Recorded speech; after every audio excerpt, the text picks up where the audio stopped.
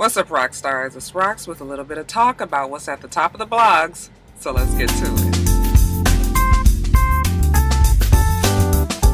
Alright, you guys, this morning, trying to get awake. I'm tired. I can't quite get it together. We're gonna get through this video, you guys. First, politics, just a little bit on this whole Donald Trump Jr. mess, email gate, Russia gate. I don't even really care. Okay, I know it's been all over everywhere. The fact that he met with some Russian lawyers with intent to get information on Hillary Clinton. Now, nothing came of these meetings, so they are trying to downplay it. But the bigger issue is the fact that they are meeting with the Russians. They're colluding with the Russians. Didn't admit that they had in the past, once it finally was about to erupt on a New York Post article or a New York Times article. That was only then did they admit that he did meet with this Russian lawyer. And look, I'm just tired of, like, I don't even care. Like, I have made it a point to kind of just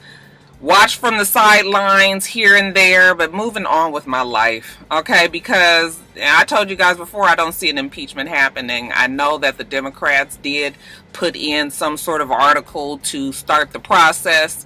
The Republicans, I still don't know if I feel like they would impeach him. As a matter of fact, his support from the Russians, why do I keep saying the Russians? Freudian slip, huh? From the Republicans seems to be quite strong. They still seem to have quite a bit of support of your president. Now, we know that the Republicans, I've told you guys plenty of times before, that they will sacrifice everything just to make sure that they stay in power. That might be what's happening here, but I'm not gonna get my hopes up, until it's like fully here. And then even when they do, if they do happen to impeach him, Bill Clinton was impeached. Does that mean that he will be taken out of the office? I haven't even dug deep enough into this story to try to figure it out, okay? It's obvious that the administration, the Trump administration, has had quite a bit of collusion with the Russians. Everything is real, like, they just never admit anything until it's about to come out. And then it's like, oh, it was so little, I didn't even think about it. Okay, him saying that he didn't tell his dad because it was not that big of a deal. When right before that they put out a statement saying that everybody is just so upset that the family is so close and that they support each other, they stick together. You know, the enemies of the administration have a problem with this. Okay, well, which one is it? You so close that you guys share everything, or this little small thing of meeting with the Russians was not that big of a deal and you didn't even think to tell them? Y'all, I ain't got time for this mess. Let me move on to the next. Alright, you guys, so many of you guys asked me to discuss the interview that Dr. Umar Johnson had with Roland Martin. Okay, he was on Roland Martin's TV One show, and he was talking about his Breakfast Club interview. Now, listen, I'm going to get a little deep with you. No, I'm not. Y'all know I'm not deep, but I'm probably going to go a little deeper than I usually do. So, Dr. Umar Johnson was on the Breakfast Club. I had heard the tail end of the Breakfast Club interview because I had just gotten in my car, and he was on the whole conversation of Frederick Douglass being possibly one of the best men on this earth that has done so much for black people, but the one blemish that keeps him from being that person is the fact that he had married a white woman. And that completely he can't give him that 100% props that he's done so much for the black struggle because he married this white woman. And when I heard him say that, I just thought to myself, like, oh, that's not going to go over well. So I was just like, well, okay. So when he went on to Roland Martin and I was able to actually listen to him speak the full context of an interview, this is what I will say. Now, I am not a radical person in any kind of way. You guys know that. As a matter of fact, when I do my videos, sometimes people get upset with me because I have this ability to kind of see both ends of the spectrum and try to waver myself somewhere in the middle of the aisle. I do have my views on certain things that probably is not the most popular, but for the most part, I feel like I'm a middle of the road kind of girl, and I try to see things from both angles. When I listen to what Dr. Umar Johnson is saying, I can't always say say that I don't agree. You know, when we're talking about interracial marriages, and I don't want to offend anybody here, I have friends that are married to people outside of their race, family outside of their race and all that. I don't have a problem with interracial marriages. I don't think that a person that marries outside of their race, I don't think that nullifies any good works that they may have done to further the cause of the black people. But what I will say is, I know that people that marry interracially, there comes a point in time in their relationship where there are just certain things that between the two cultures, the other person just will not ever understand, because they are not, if you have a black person and a white person that get married, there's just something that is only exclusive to the black struggle that white people, I don't care what you say or do, they will never understand it. Okay, there's a difference between sympathy and empathy. Just like the gentleman that was on the panel with Dr. Umar Johnson, he talked about his mother being in the civil rights movement and how she always said that you cannot talk black but sleep white. Okay, and that discussion has always been here. What was interesting about that gentleman that was speaking is the fact that he and Dr. Umar Johnson, they were saying basically the same thing, but Umar Johnson's approach, his rhetoric, like he was saying, is very inflammatory. Just the way that he words things, that it makes people automatically feel like he is anti-white. And he's not anti-white, he is pro-black. He's a pan-Africanist, and he's radical in the way that he thinks. So yeah, I don't agree on one part of what he said, but I do believe that when you have an interracial couple, there's just certain things that, because there's no way that you can know. It's the same with a man and a woman. There are certain things about being a woman that a man will never understand. Take, for instance, having a period. This is something that is exclusive to a woman. We can have cramps, we have mood swings, we have bloating, we have a cycle. Men they can empathize. Oh, I feel sorry that you have to go through this, but they don't have that in them. And this happens to all women, assuming that they don't have any health issues. All women, whether they are straight, gay, bisexual, all of that. I can understand what he meant. I just believe that his inflammatory ways, kind of his no-nonsense approach, turns a lot of people off. Now, when you have the people up there on the panel with him arguing, being disrespectful,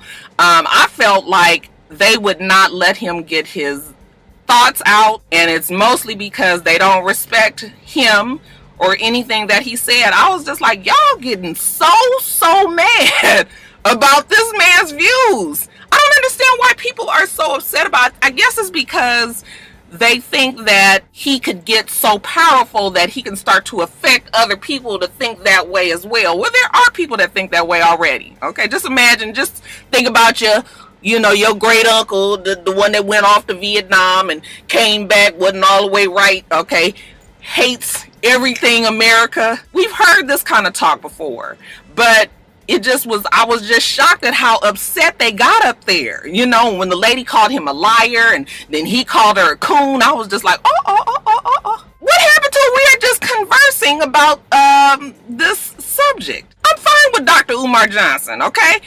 Some things that he says I agree with, other things that he said I don't agree with. It is just as simple as that. I think that there is a disconnect with educated people and others believing that he has made up his degrees and all that. Now, he got up there on the Roland Martin show and he told everybody exactly what he did, how he got his degrees, what schools he went to, blah, blah, blah, blah. Even the way he does that, I believe that it is like that people who don't necessarily believe in or agree with what he says, I think that they feel like that's a personal attack on their own selves. And it might be just because the way that he talks, like the black man and the white man, and they just put you in the whole mindset of this radical person that he is. Now, when he was talking about white people, there's nothing that a white person has systematically done to change or affect the black struggle in a positive way.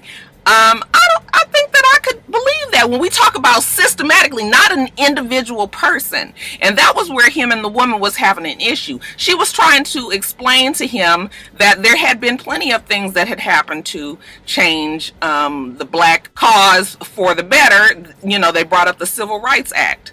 And I thought about that and I said, well, I mean, because that is the government, right?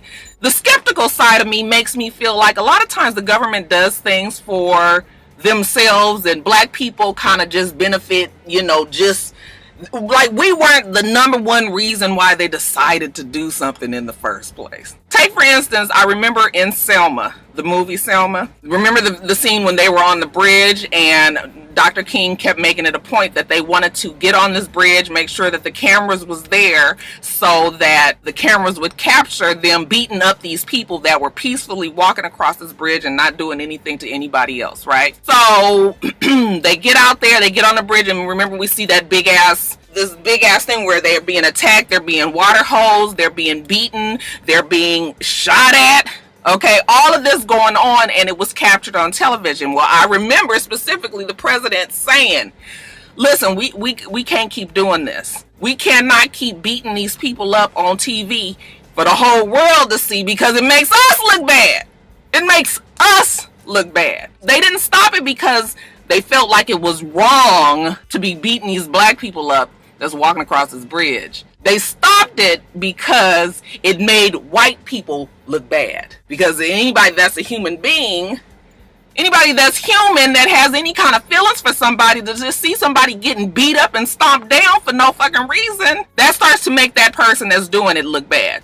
So that's just a small example, but that is something that stuck in my head when I saw the movie, is the fact that the government puts into action all these different things, but it doesn't ever feel like it's because they're trying to help us as a black people. It's just sort of like we just kind of get something on the edge of it. It's like they pour themselves a big old nice tall glass of lemonade and then they had some left. So then they pour a little bit in the cup. I had a little bit left.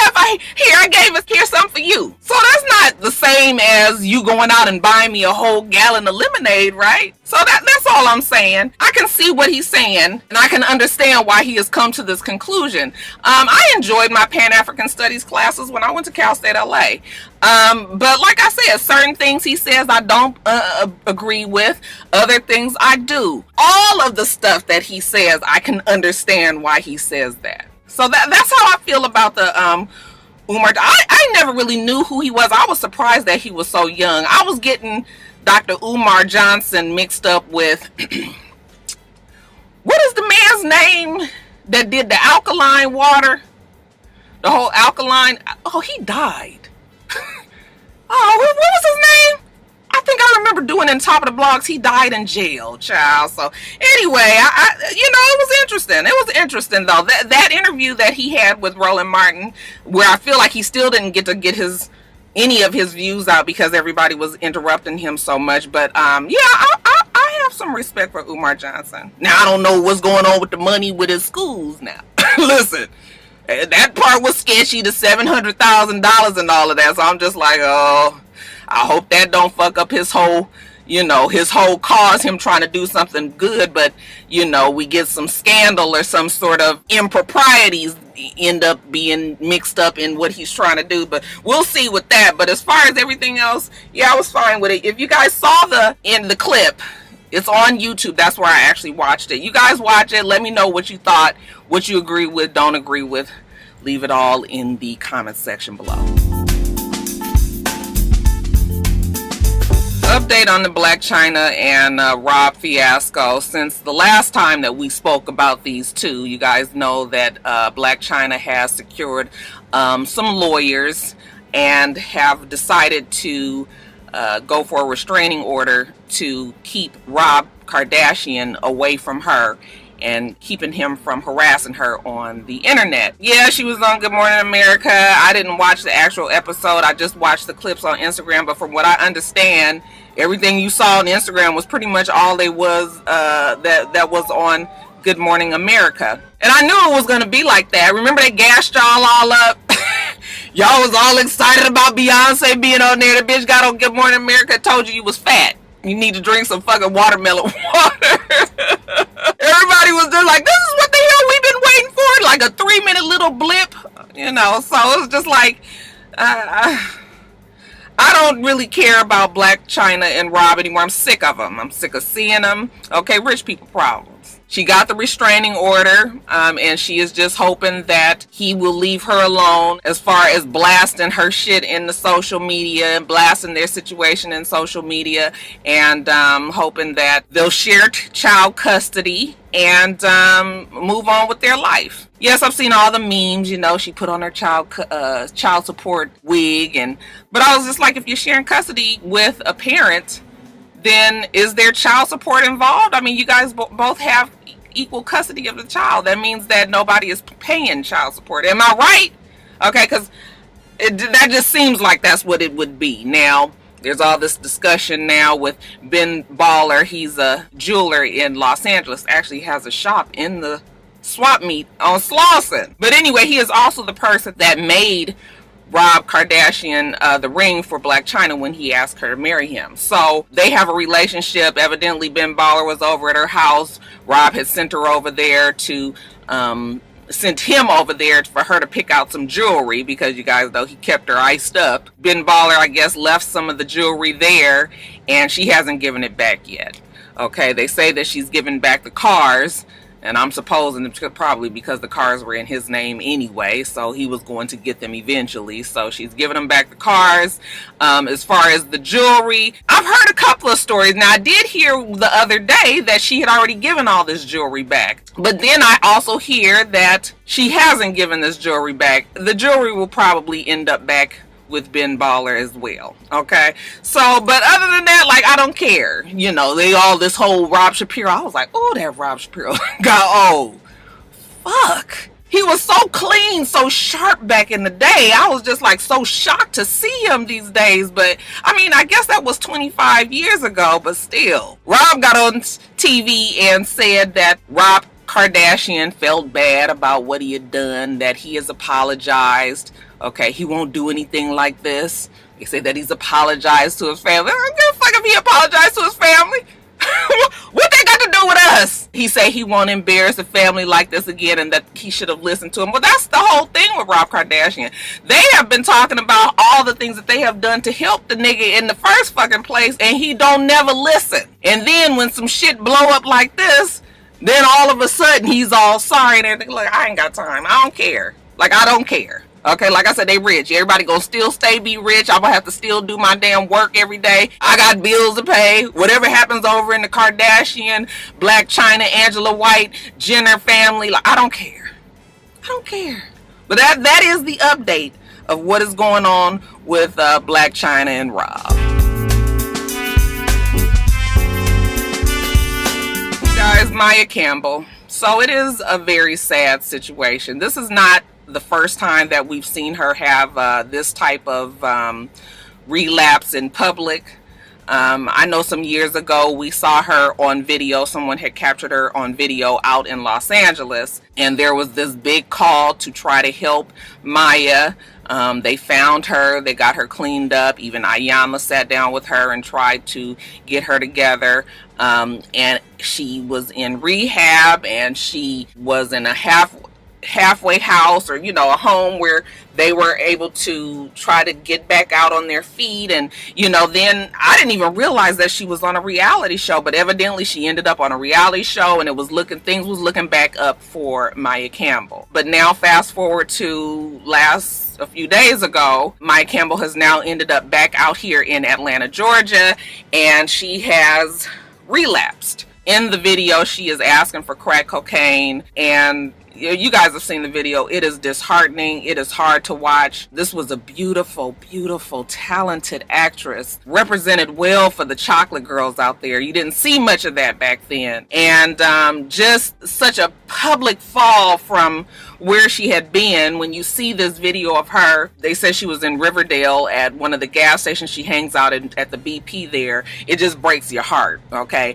Made you mad that even again, after she had been through all of that before, somebody else was callous enough to videotape her and post it on social media and sounding like he's making fun of her, watching her, who she is so completely out of her mind that I don't see how you could think something like that was funny, especially when you knew where they were at another time. So he post her, she's in her underwear, you know, she's no teeth, her hair is fucked up, you know, she's dancing around and she's talking, she's got the whole full crack waves. It was just disheartening, to the point where LL Cool J reached out and said if anybody knew her contact information for them to let him know. So of course the public outcry was very upset with this gentleman for posting this video, and supposedly, from what I understand, this guy the next day, you know, he started to feel bad because he said that, you know, he didn't do that to make fun of her, that, you know, they always joke around and they always have a good time, he always sees her, and all that might be true. Okay, the problem that I have with it is if you joke with her all the time, then why did you choose this time to put it on social media? I mean, if you joke with her when you go get gas from the BP, go pick up your, you know, cigarettes or whatever, then that's one thing. But to post it where, you know, millions and millions of people are going to see this and probably make fun of it, that's what makes me feel like he wasn't sincere. But I think he felt bad because the public was giving him all kind of grief about it. So, you know, supposedly he went and picked her up and they had a discussion and tried to, you know, put her in rehab and this, that, and the other. Well, we know how that goes. People will have to want to be in rehab. I am so worried for Maia because I feel like she is so fucking far out of her mind, and she doesn't seem to have any type of support that, you know, is constantly there for her. I mean, it's hard to be there for somebody who is so ravaged with drugs. Okay, now we know that her mother was the person who protected her. We've heard the stories. Her mom was MaiaCampbell, a black author. I used to read her book. She even wrote a book about bipolar, you know, children with bipolar issues. The book was really good. It was based on her daughter's life. And she was the one, they said, was the only one that would really just be there. As a mom, this is my child. I am going to be there for her. But when the mother died from cancer, then Maia was out there on her own. And they all say that when the mom died, Maia died with her. Her shell of her body is still here. Her mind, her heart is gone with her mother.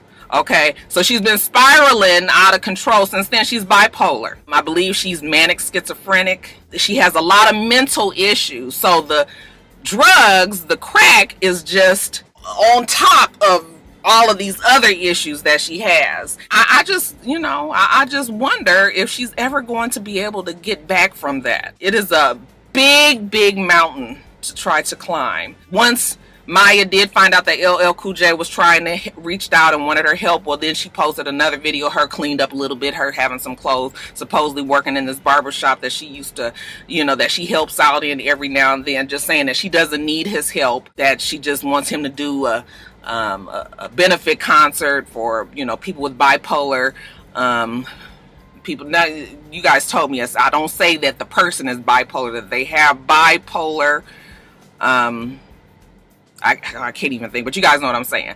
So she turned that down, but like I said, supposedly this guy got her and tried to put her in rehab. And I gotta side-eye him, because when I read his little comment, his little post that he had when he talked about how he tried to help her, you know, he said that we sat down and we talked about our careers.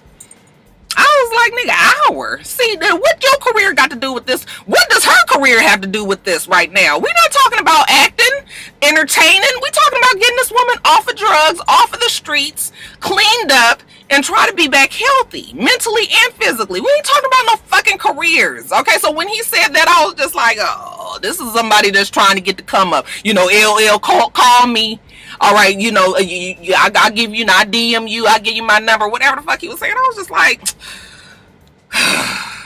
I mean, I did see in the comments after he had posted that somebody was like, he's a good guy and he's trying and all that. So I'm gonna hope that the boy was sincere. But that was the one part when I read that just made me just be like, oh, well, here go another one, a hangers on, somebody that's trying to come up off of this, you know, this woman's life that is in fucking shambles right now. I feel really bad for Maia. Drug addiction is very hard to break. I don't care how many opportunities that you were given. Your mind has to be strong enough to stay away from it. And I don't know if Maia's mind is strong enough. As a matter of fact, I'm afraid that one day we are going to hear that she has overdosed or killed herself or something has happened to her like that, and that's not what I want. Yeah, I feel bad for Maia. I really would like to see this girl win and get back on top, but it is going to take a lot. Hold your head up, MaiaCampbell. Prayers out for her every single day.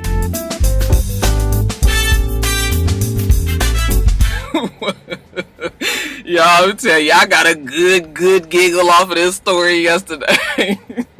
So a gentleman by the name of DerayMcKesson, he's a Black Lives Matter activist, and he took personal offense to the images of the villain apes from the new movie that's about to come out, The Planet of the Apes. He was specifically upset with the fact that one of the bad apes was wearing this blue vest. Very much like the blue vest that DrayMcKesson wears when he is out fighting the fight for us black folks. So when the images of the poster came out, I just keep on laughing at this shit. Is so funny to me. So social media, you know how we do. Baby, we get a cause and child, we be upset. They got to tweeting DeRay, letting them know about this poster. Tariq Nasheed, he co-signed this sentiment. You know what? They are basing this movie off of DerayMcKesson from the Black Lives Matter movement. So once it got off of Black Twitter and it made it over to the national Twitter side, okay, only took a couple of minutes for somebody to school his ass and let him know that, yeah, DeRay, we was not basing the bad ape on you and your blue vest. The director of the movie returned the tweet that said that they were recreating the look from the original movie back in 1968. He was like, listen, you don't hold the trademark, you don't hold the monopoly on blue vests out there, bruh. He wore a blue vest in the original movie, and that's why he got on the blue vest in the new movie. Oh shit! That motherfucker DeRay was ready to start a whole fucking campaign on the fact that y'all on this big ass mega movie scale, Planet of the Apes, that y'all done went and looked at DerayMcKesson. Who the fuck is DerayMcKesson? Listen, I don't know I know the Black Lives Matter movement, but I don't know all the activists in there. I am going to be willing to believe that the people from the movie did not know who DerayMcKesson is. As a matter of fact, when I saw Whoopi Goldberg talking about it on The View, and I heard her say DeRay, fuck, I thought she was talking about the damn comedian. I was like, the light-skinned one with the light eyes? He out there wilding like that? When he got blue damn vest on? It wasn't until she finally kept on talking about it. I was like, DerayMcKesson? We don't know who you are, bruh. Now look, we can't tease them too much because, you know, one of the things that when you be trying to, you know, when you're trying to do something on such a large scale like that, sometimes you just kind of lose focus a little bit. I won't say necessarily he was being narcissistic. I will just say that he was fighting the cause a little bit too tough. I remember back in the day, like when I was young, my mom had a best friend whose son was in one of these Ivy League schools. I wasn't little, but you know, I was probably like a teen. And he went to college, one of these Ivy League schools. Was it Ivy League? Was it Berkeley? He went to one of these colleges. And he shared a bank account with his mom while he was in college. So, you know, if he needed some money, he would be able to get the money out of the bank account. Well, he had then got all wrapped up in the whole apartheid movement. You know, it was like real big apartheid. You know, he had then started wearing like his African garb, and every time you saw him, he had on sandals and shit, the kind that go between your toes, and his beads and everything. And he went and took all of his and his mama money, and you better believe it was more his mama's money than his. He took it out and then went and put it in some fucking bank that none of us had never heard of. So his mama, she was so fucking pissed. You guys would have to know my mom's best friend to understand her mouth and the way she would talk. I don't give a fuck. Who the fuck told you to take my money out of Bank of America because they support apartheid and go put it in some old backwoods country ass fucking bank where these niggas gonna steal my goddamn money? Listen, This was back in the day, you guys. Today, I think, I would be pissed if Joe did some shit. First of all, Joe and Jada ain't getting on my account. We're going to have your own account, and you do whatever the fuck with your money over there. But I think I probably would have understood a little bit more today. But back in the day, oh, she was so mad. She was telling my mom, like, this nigga done fucking lost his damn mind. But, that story reminded me of this story only because I know they were trying to do something, it wasn't like he was just this evil person just trying to attack this movie. I mean, he really did believe in his soul that they had to take his blue vest and put it in the movie. Bless DeRay heart. This was just a little lesson in humility. He did admit his mistake, that after he talked to some people, they let him know that, this was not the case. Maybe he had to jump the gun. You think DeRay? Fuck, if we wanted to keep it Gucci, we could say that you stole the look from the Bad Ape in the 1968 movie. You was culturally appropriating, the Bad Ape from back then. Child, sometimes we just need to slow the fuck down. Let's try to understand the whole situation. And then once we do understand it, then, only then, should we say something. Bless DeRay heart.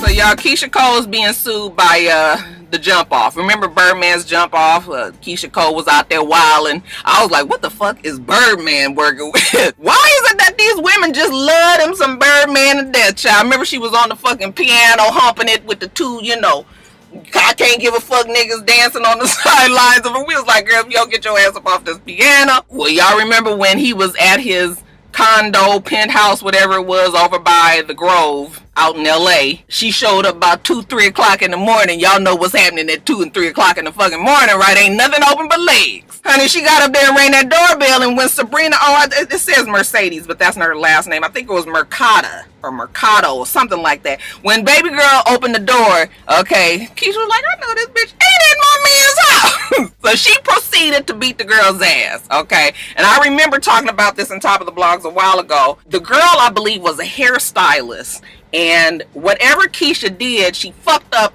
either some fingers, or her wrist, or her arm, her hand, something that affects her being able to do some work with her hand. Okay, that's her livelihood, right? That girl went on ahead and decided to sue Miss Keisha Cole to the grand tune of $4 million. I was like, girl, Mona, you got that phone, Keisha? Shit. $4 million.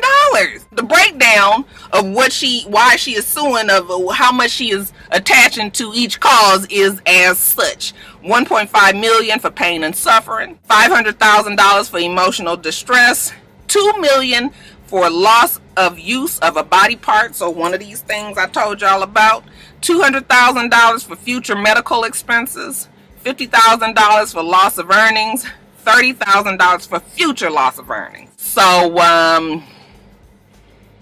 it's gonna be interesting. My Rockstar lawyers out there, the real ones, y'all tell me if you think she has a case. Now, like I told you, it was said back then that that Keisha didn't fuck. I said, what the fuck did Keisha do? That bitch was kicking ass and taking names, wasn't she? But let this be a lesson to all us women out there. Okay, you need to get your girlfriends, get your homegirls that ain't got shit to lose. You find out about somebody fucking your man, get your homegirls to jump her in the alley when she's walking to her car. You ain't got to be attached to it, and if by any chance your homegirl get caught, she broke. What the fuck, she ain't got nothing, maybe do a little time, you paying $50,000, you going about your business. Poor Keisha Cole. I hope that this damn stint on Love and Hip Hop helps her, because what is Keisha Cole doing these days? I know she ain't with Birdman no more. Probably good, because he was not good. He brought out the bad side of Keisha Cole. We'll see if y'all can maybe settle off this $4 million outside of court. So there's a documentary series on HBO called The Defiant Ones.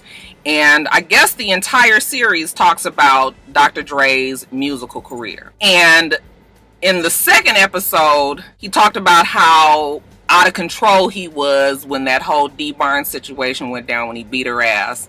Sound like, when you listen to the description of how the fight went down, sound like he was trying to kill her. I can't imagine no man beating on this woman like this little tiny. D Barnes was tiny. For people to be standing there and watching, I mean, it was definitely a different time back then.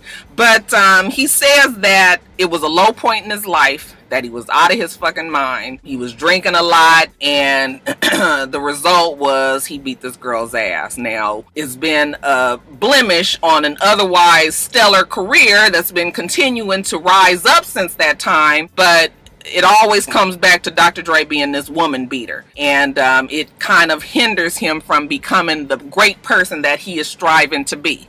So he finally has admitted that he did it, and it hasn't been one of those just kind of fly-by-night apologies like, oh yeah, you know, I'm sorry, but it happened back then and ain't nothing I can do about it now. I mean, he admitted that he did it and that he was sorry. Evidently, D Barnes is also in this documentary, this episode, and I guess they have a discussion or have a conversation about it. And but she had already said that she had forgiven him because she just couldn't walk around her life. You know, she couldn't be this person where she was just mad all the time about something like that happening. But what do you guys think about his apology? Do you believe he's sincere? Do you believe it's too little too late? We know that Dr. Dre is super powerful now. He has mega buku money. If he never makes another dime, he is set for life. His children are set for life. So do you feel like he finally gave this apology because there's no way that it can adversely affect him? Or do you believe that he really does realize that, you know, this was something terrible and that it was time for him to own up for it? I'm not quite sure what I think about it, because I'm just like, well, why now? I did read an article when they were talking about it, and they actually said that Dr. Dre had filmed this apology a couple of years ago, and that they have kept it in the can because they knew that they were going to have this documentary. They didn't want that to come out before the documentary came. So when we talk about Straight Outta Compton in the movie and everybody being upset that it wasn't addressed there, well, he had addressed it already, but they kept it under wraps. So that kind of makes you feel like, well, maybe he did feel bad and he wanted to apologize, but then it also makes you feel like, well, did he apologize knowing that Straight Outta Compton was coming and that it was going to be this whole big thing? You know, I just don't know how I feel. I'm skeptic. I'm a skeptic about this whole thing, but because I, you know, would hope that as he's gotten older and more mature and he realized, I mean, he's got a wife, does he have a daughter? I feel like I think he has a daughter. You wouldn't want no man beating on your kids, your wife and shit like that, you know, today. So I guess what he said does validate, at least we know now he had admitted to it. But yeah, I guess I'm just kind of wondering how it feels. But if D Barnes is happy with that apology, then honey, if she likes it, I love it. What y'all think though? Leave it below.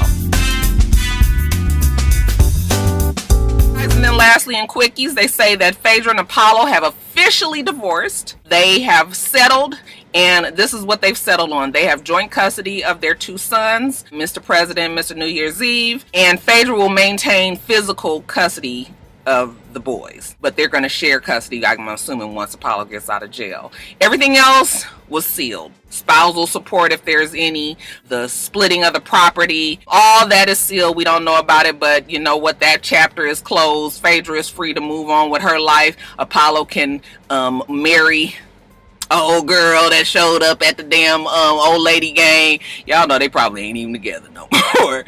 New couple alert, Michelle Williams. They say that she is seeing the chaplain for the Pittsburgh Steelers and I think the Los Angeles Dodgers. Okay, good for her. What was his name?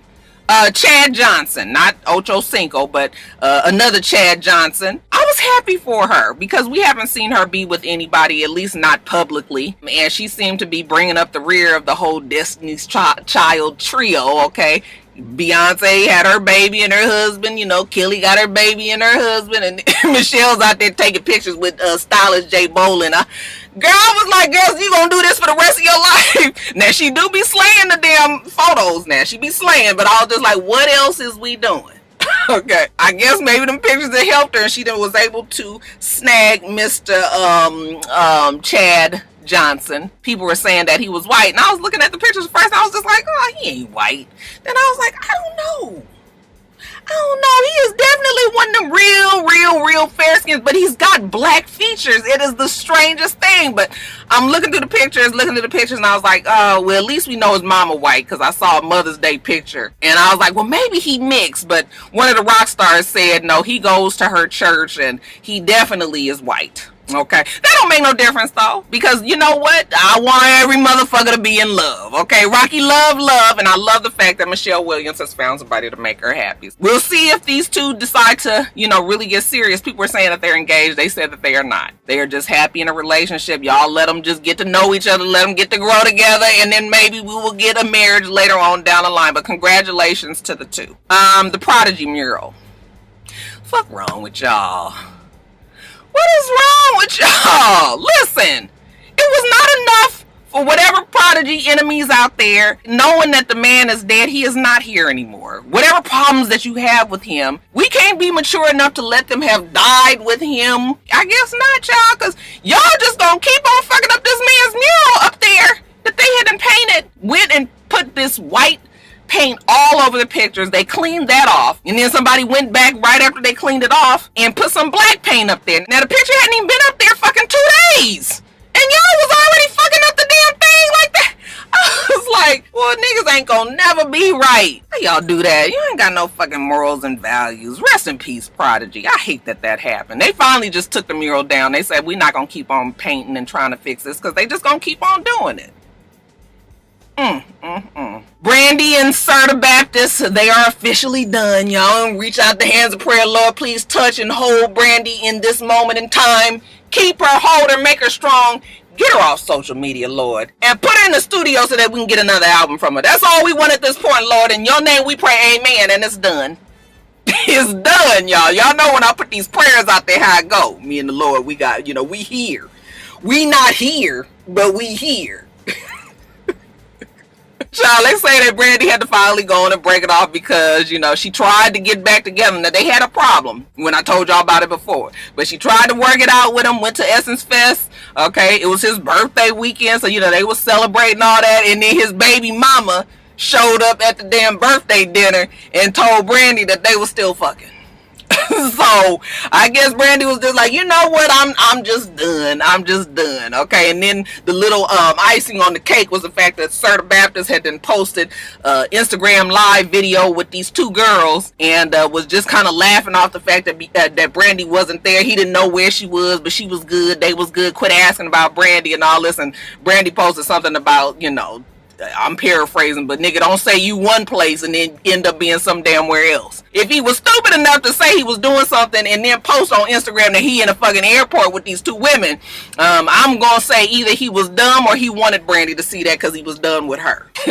It's it. But it's for the best, y'all. Because I done already told y'all about that young dick. You know, you don't need no young man. Now, I know that they exciting and good in bed and, you know, I know all of that. But they will fucking run you crazy. Alright, go on and get your old nigga, the one that don't feel like all that, and you be, well, not too old, y'all, because, you know, the worms. There is that. So, I don't know, child. I just want Beyonce. I want Brandy to just concentrate on her own life. Leave these boys alone, girl. This McGregor and Floyd Mayweather fight that's coming up, everybody's all up in arms about, you know, Conor McGregor. I didn't know who he was. I know he was MMA. Do I think he's racist? I don't know. He could be, maybe. You know, him calling Floyd Mayweather a boy, actually doing it twice. He said it once. Charlemagne actually made him donkey of the day, and then he said it again. So, you know, you at least know that black people have a problem with you calling them that and you still say it. So maybe he is a racist, or maybe he just likes to say shit to get things inflamed. But it's obvious he's trying to sell this fight. It is a big deal. Maybe he get a bonus on how many people shows up there, you know, and this is going to be the biggest payday of his fighting career. So he is enjoying himself. He's in the spotlight. He's being an ass. Okay, but quiet as his cap, I don't like Floyd Mayweather either. Okay, I don't give a fuck if he lose or win, because Floyd has said and did some shit that has gotten on my fucking nerves over the years too. So I don't care about this fucking fight. My whole thing is, what is we fighting? I mean, it's like an what was it? Expedition? What is the word? It's not no real title fight or nothing. So it's just like, what is the big deal? the big deal? Okay, but I mean, this is another chance for them, you know, Floyd to make his $50 million and this Conor McGregor to make his $6-7 million or however much he gonna make. So, child, I could care less. Lastly, Quincy Jones says Michael Jackson owes him $30 million. I said, well, Quince, good luck with that. Because if you can't even get, you know, Daytwan to answer the fucking phone and give you your $67 for that carton of cigarettes that you bought for you, you definitely ain't about to get $30 million from a dead man. But do your best, Quincy. Do your best. Alright, you guys, that's it. I'm late. Gotta get to work. Fuck, just ran over. Anyway, let me get off here. We do this every single week. Make sure that you rate, comment, and subscribe, and make sure you come back.